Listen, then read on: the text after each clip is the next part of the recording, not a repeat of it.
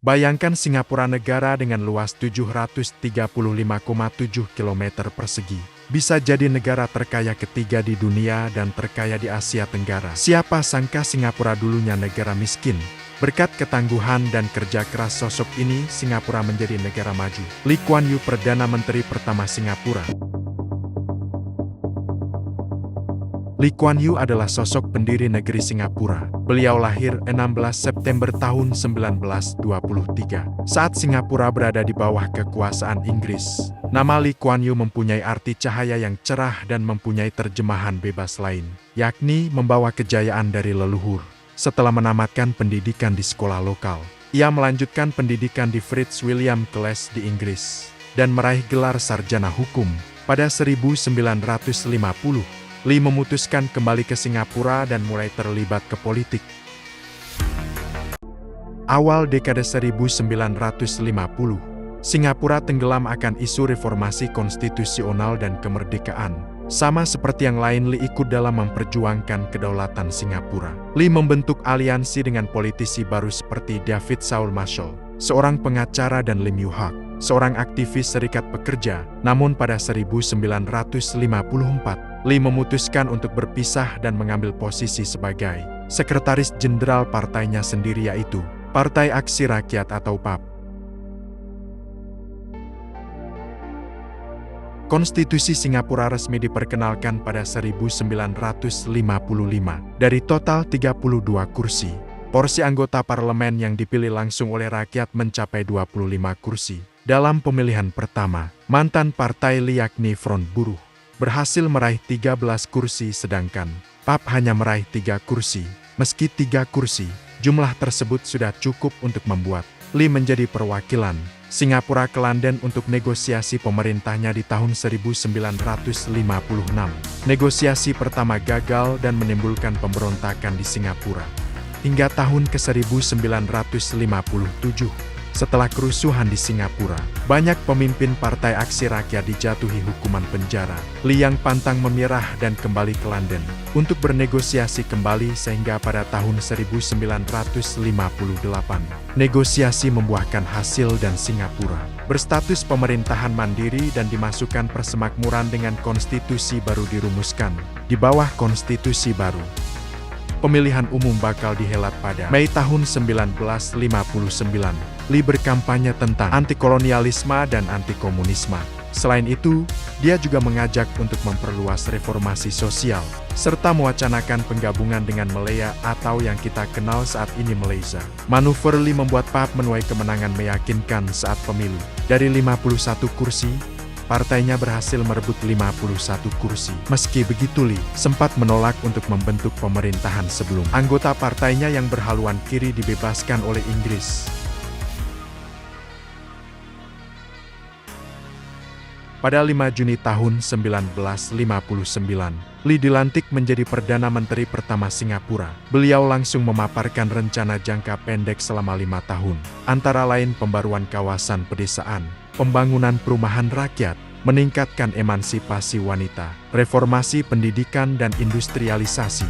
Lee mendirikan Federasi Malaysia yang berisi Malaya, Singapura, Sabah, dan Sarawak pada 16 September tahun 1963. Namun kemesraan antara Singapura dan Malaya tidak bertahan lama dikarenakan partai penguasa Malaya bernama Organisasi Malaya Bersatu atau disingkat UMNO merasa khawatir dengan pengaruh partai PAP yang mulai menembus Malaya dan mulai menjamurnya etnis Tionghoa di negara mereka. Ketegangan itu memuncak dengan bentrokan antara etnis Malaya dan Tionghoa. Pada 21 Juli tahun 1964 di pabrik gas Kalang yang menewaskan 23 orang. Lee awalnya menolak untuk berpisah karena dia masih percaya dengan semangat multirasialisme, tapi pada akhirnya Lee menandatangani kesepakatan perceraian dengan Federasi Malaysia di tanggal 7 Agustus tahun 1965. Saking kecewanya, Lee berurai air mata saat mengumumkan pemisahan dari Federasi Malaysia. Perceraian dari federasi membuat Singapura dihantam permasalahan. Mereka tidak memiliki sumber daya alam serta sistem pertahanan militer. Karena itu, Lee mempunyai solusi untuk mempertahankan negara Singapura yang masih berusia muda. Beliau kemudian mengadopsi sistem militer Israel dan pelan-pelan mengganti pasukan persemakmuran dengan tentara lokal yang terlatih. Selain itu, Lee mengetahui kalau Singapura butuh fondasi ekonomi yang kuat. Dia pun mengumumkan industrialisasi dan mengubah Singapura menjadi eksportir barang jadi. Dia meyakinkan pengusaha luar negeri untuk menanamkan uangnya di Singapura dan menjalin perjanjian dengan kalangan pebisnis serta serikat buruh. Dia juga meningkatkan standar hidup pekerja dan juga meningkatkan layanan kesehatan serta jaminan sosial.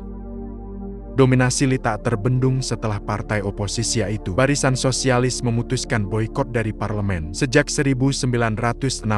Sejak saat itu, partai Lee menguasai seluruh kursi di parlemen pada pemilihan umum di 1968, 1972, dan 1980.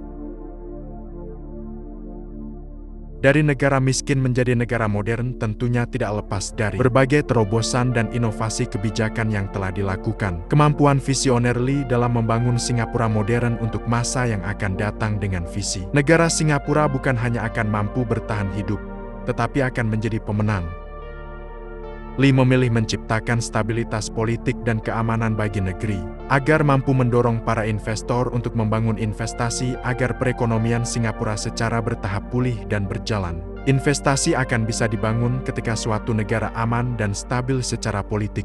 Kebijakan Lee yang cenderung disiplin dan tegas menjadi langkah awal dalam sistem politik yang cenderung ke arah otoriter demi menciptakan stabilitas nasional. Berbagai tanggapan pro dan kontra mengenai kebijakan Lee terkait sistem politik yang liberal otoriter, ternyata langkah itu sangat efektif dan terbukti Singapura mulai tahun 1980 menjadi negara tujuan investasi dunia. Pada bidang ekonomi, Singapura menganut sistem ekonomi liberal dengan pengawasan dan kontrol pemerintah agar semua pembangunan ekonomi bisa dinikmati oleh seluruh rakyat Singapura. Kebijakan pendidikan. Di bawah kepemimpinan Lee, pendidikan menjadi sektor investasi negara yang paling besar. Sadar akan negara yang tidak memiliki sumber daya alam, Singapura mendorong kualitas sumber daya manusia yang unggul agar mampu bersaing di tingkat global. Selanjutnya untuk bidang kesejahteraan dan kesehatan, Lee juga mampu mengintegrasikan model ketahanan nasional dan peningkatan kesejahteraan masyarakat serta upaya dalam peningkatan angka harapan hidup. Terbukti di bawah kepemimpinan Lee, Singapura menjadi negara paling tinggi tingkat kesejahteraan di kawasan Asia Tenggara. Kebijakan di bidang teknologi juga menjadi sektor yang dibangun oleh Lee, dengan sumber daya manusia yang unggul akan mampu dalam penguasaan teknologi yang membawa kemajuan bagi Singapura. Lee membangun kerjasama dengan berbagai negara untuk transfer pengetahuan dan teknologi agar Singapura menjadi negara yang maju di masa yang akan datang.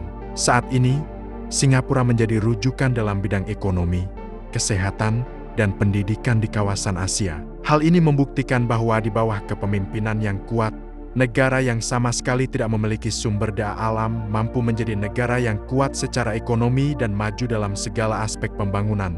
Dengan wilayah yang tak begitu luas, Singapura menjadi negara besar dan berpengaruh tidak hanya di kawasan regional, tetapi juga global. Lee memutuskan mengundurkan diri pada 28 November tahun 1990 untuk menjabat sebagai menteri senior pada kabinet Goh Chok Tong. Namun Lee masih menjabat sebagai ketua PAB hingga ke 1992. Setelah itu pada 2004, putra Lee bernama Lee Hsien Loong menjabat menjadi Perdana Menteri Singapura. Dan pada 5 Februari tahun 2015, Lee dikarikan ke rumah sakit karena mengidap pneumonia. Tidak berselang lama Lee wafat dalam usia 91 tahun.